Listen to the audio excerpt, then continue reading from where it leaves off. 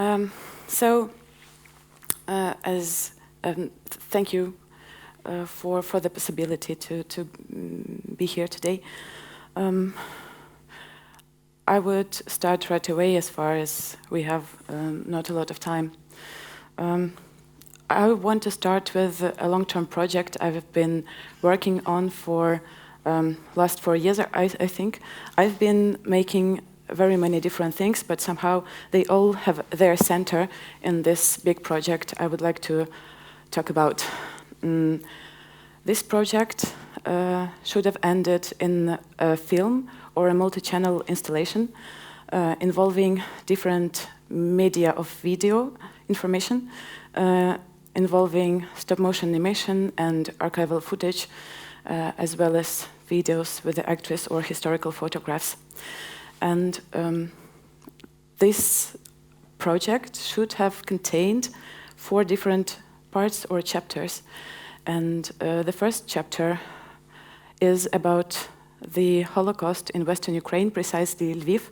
The second part is about the Stalin's deportations of Chechens and Ingurs in 1944.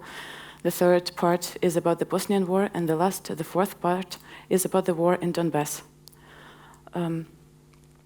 I haven't returned to thinking about this project since the outbreak of the full-scale invasion in Ukraine, and now, as long as I return to think of it before this presentation, I asked myself what does it mean, these 4 points of war and military violence in history? How do they stand in this kind of order? And as far as I'm not a historian, sorry. I don't work with the production of historical knowledge, of course. I work with the writing machines, the machines of historical narration with narratives and imagery.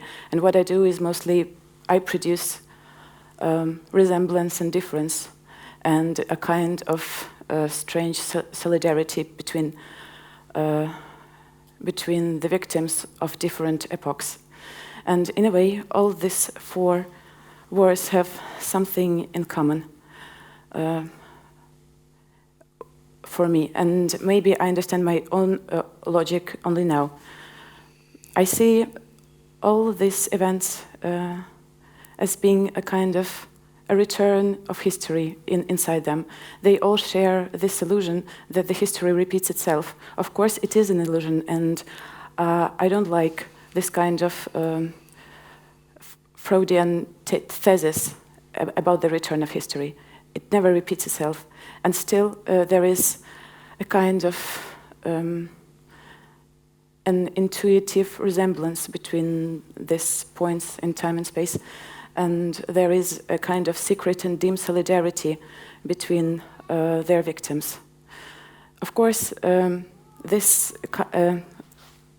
example, the Chechen deportation of 1944 returns as a ghost when this first and second Chechen wars break out in 1990s. And the Bosnian War, in a way, also faced its own socialist past and the creation of its multiple identities in the early history of Yugoslavia, as well as the Donbass War has a lot of resemblance and quotations from its own past in the current war.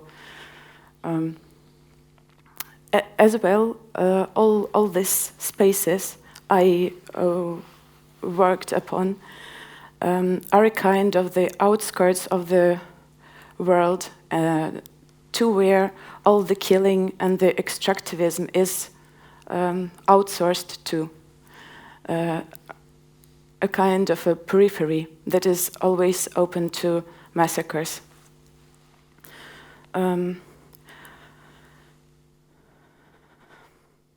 I would also shortly introduce the film itself, as far as I am going to show an excerpt from it.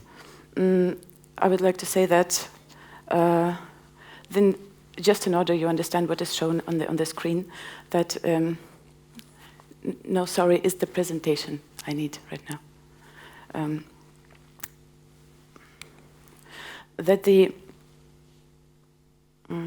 film itself, its narrative, is somewhat decentralized, and it is driven by a monologue of an abstract victim that is present on the screen, and the victim is a kind of a resurrected woman that is giving her testimony on the historical events.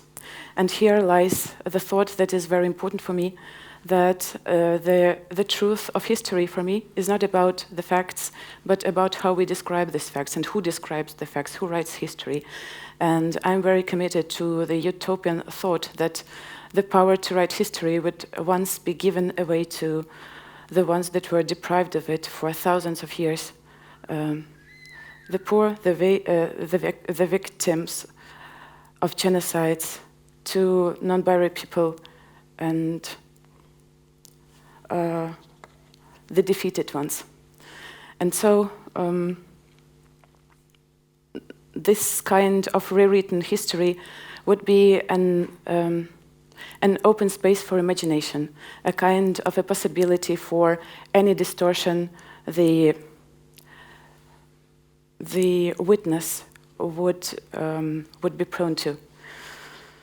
I want also to remark that stop-motion animation in this project is very important for me, because in this medium lies an intense sense as well about stop-motion always sharing something with resurrection, as far as non-alive objects start to move and get anima, a soul. And it is also interesting in the discourse of history itself. And of course, there is another question that when we do stop motion, the bodies, the dolls, start moving under the full control of someone else, which is also a question that I will have to resolve with time. Here we see the excerpt from the very first chapter that renders the events of Holocaust in Lviv. First, you will see the invasion of Nazi soldiers in Lviv and the start of the Lviv pogrom. There is also a thing to remark, is that when the Nazi invaded Lviv, the Soviet soldiers went back, and before leaving Lviv, they killed around 4,000 political prisoners held in prisons, in 2 prisons. And one of the prisons was burned, and so it was covered with dead bodies. And when the Nazi entered Lviv, they, as a part of a pogrom, they made Jews exhume the body of the Ukrainians, and in this way propagating this connection between Bolshevism and the Jews. So.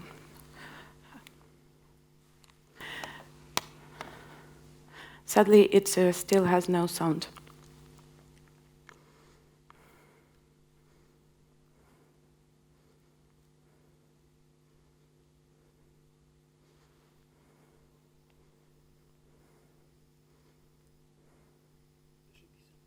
No.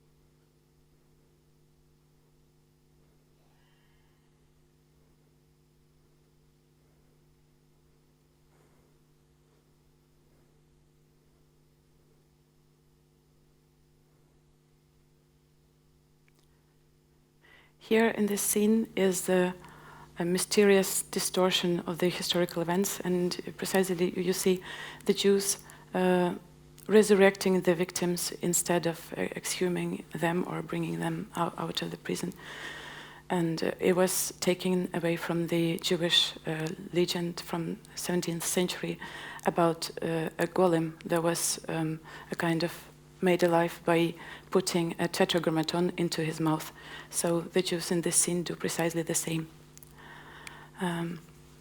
It is a little bit strange to watch this part of the film right now, because everything changed with an optics.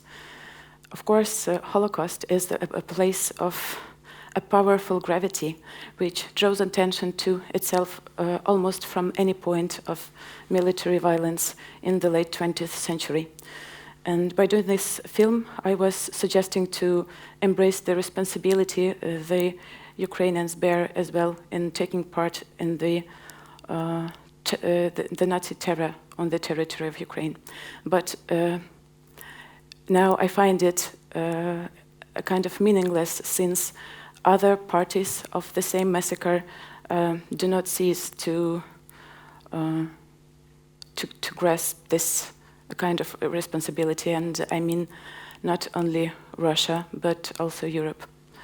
And if I was to talk about the Ukrainian role in the World War II now, I would emphasize on it bearing the biggest losses of all the Soviet republics, losing 3 million of militarily involved people in it, and another 3 million of civil population.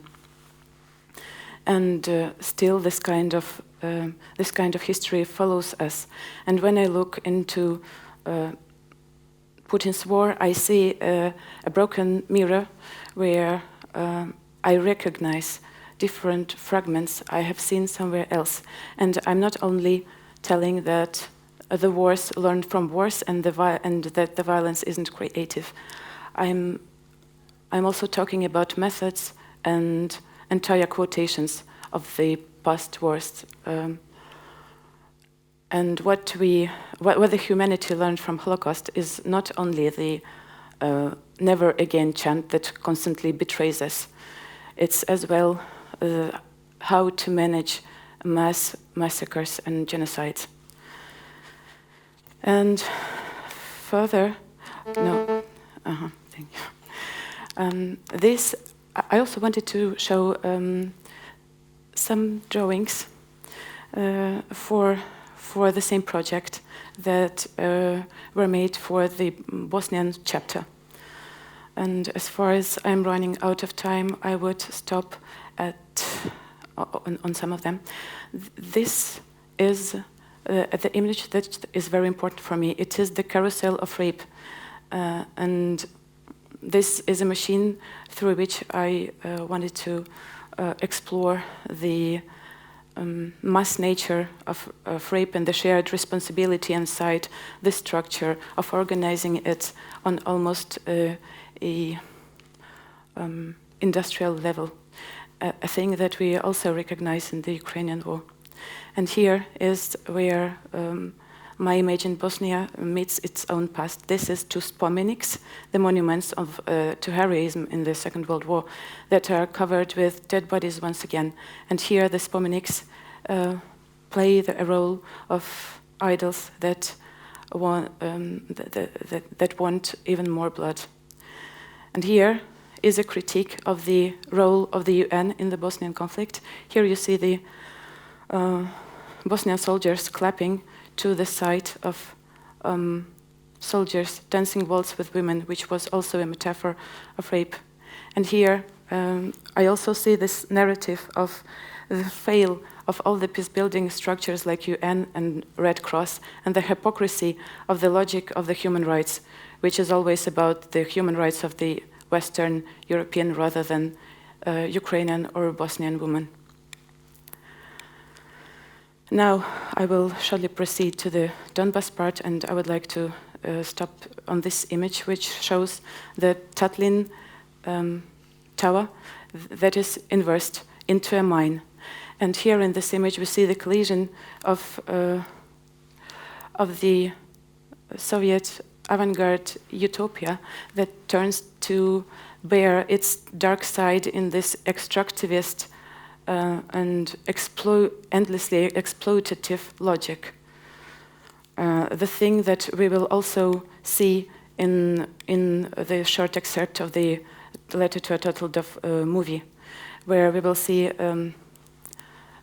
archival footage that is that manages us to show us the things and together unshow and hide many things. It's like it shows the image of endless labor enthusiasm there was that emerged from Donbas region and created by the Stalin's propaganda machine. And this very labor and mining capital, the all-union stakeholder and motherland of the Stakhanovit movement, contained the violent side of labor, which was endless hunger, misery, poverty, epidemics, and death. So please show the excerpt. After the 1940s.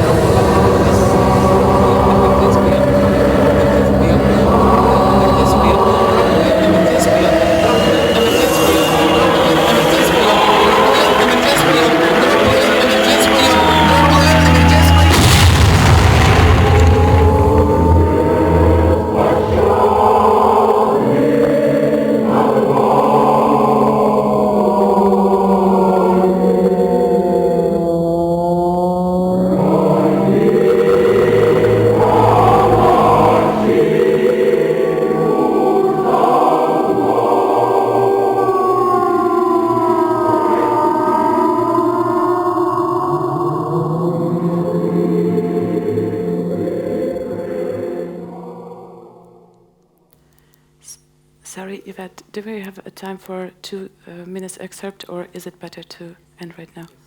To finish? Okay, thank you. Then proceed to the next excerpt, please, which was on the 11th minute.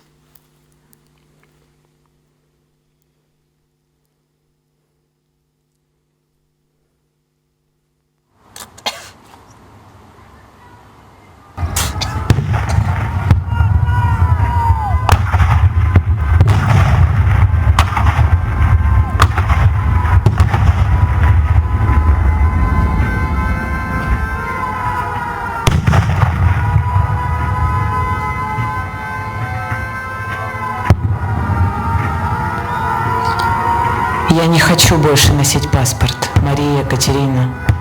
Я отказываюсь от своего имени. Я не хочу быть цифрами. Я хочу стать большим безымянным коллективным именем человечества. Имя которому Яма. Яма, ты меня слышишь?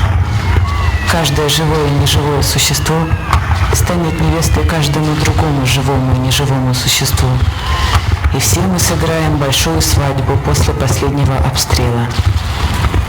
Ударная волна, ударный труд. Военные — это ударники-ускорители, утопические деятели Донбасса. Я не хочу иметь паспорт и фотографию.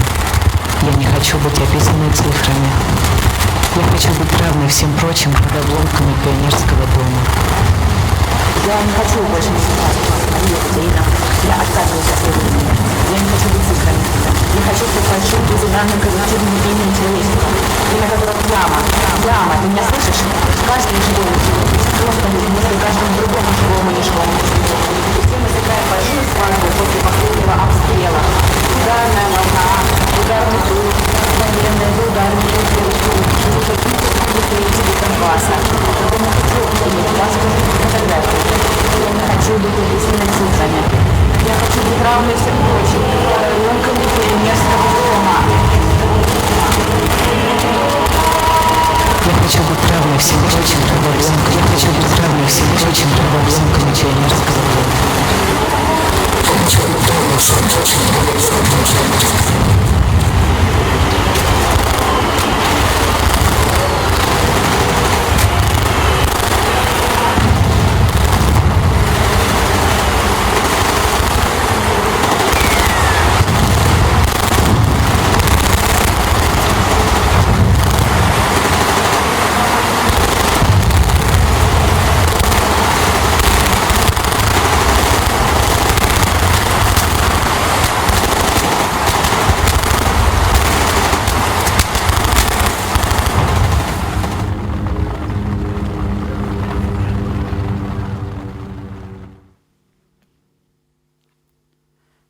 Thanks a lot.